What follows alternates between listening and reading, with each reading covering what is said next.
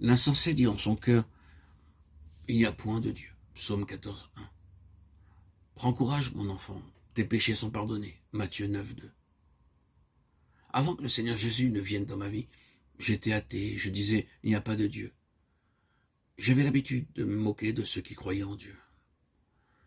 Le 16 décembre 1929, j'ai entendu très clairement la voix de Dieu disant, mon fils, tes péchés sont pardonnés. C'est ainsi que je commençais ma marche avec Dieu. La vie de Dieu vint en moi, et lorsque cela se produisit, je subis un triple changement de l'esprit, de l'âme et du corps. Je reçus un esprit vivifié, une âme illuminée, mon corps purifié. Puis après, je commençais à lire le livre de la Genèse, au mois de janvier 1930. Je trouvais ces paroles répétées dans le même chapitre, Dieu dit. Je trouvais ces mots répétés 500 fois, et cette portion montrant que Dieu parle fut une bénédiction pour moi.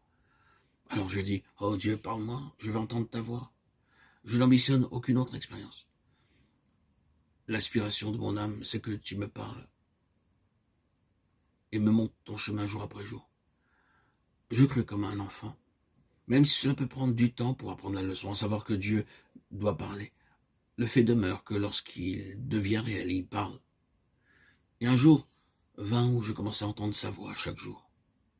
C'est pourquoi je désire que vous aussi vous entendiez sa voix et appreniez les leçons qu'il désire vous enseigner. Tel est le message et le témoignage de Baksing.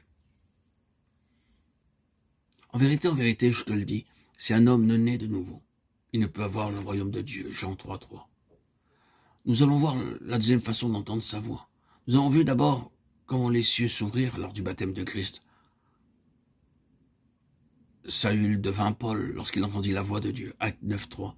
Il vit la lumière divine et non la lumière du soleil. Elle resplendit soudainement autour de lui de façon éclatante.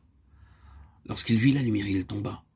Il se peut que vous ne voyez pas une lumière semblable à celle que vit Paul, mais la lumière peut se manifester en chacun de nous sans qu'elle se voie.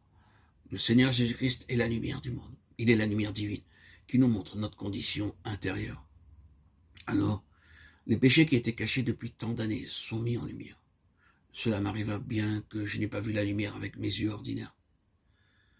C'est en lisant ce petit fragment de Jean 3, verset 3, en vérité, je te le dis, que mes yeux furent ouverts. Ces paroles retentirent dans mes oreilles. Je te le dis, je te le dis, je te le dis. Je répondis, Seigneur, dans ce cas, je suis un pécheur, j'ai blasphémé contre toi, j'ai déchiré la Bible en 1919. Puis je m'agenouillai et je vis plusieurs choses de ma vie passée que je l'avais entièrement oubliées. Ceci est toujours le témoignage de Baksing. Et pour en revenir à Saül, la même chose arriva. Il essayait de suivre Dieu intellectuellement.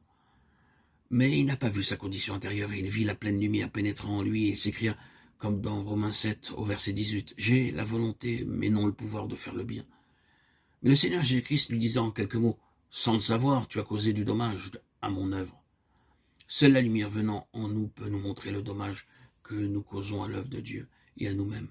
Seule la lumière de Dieu peut nous montrer notre véritable condition.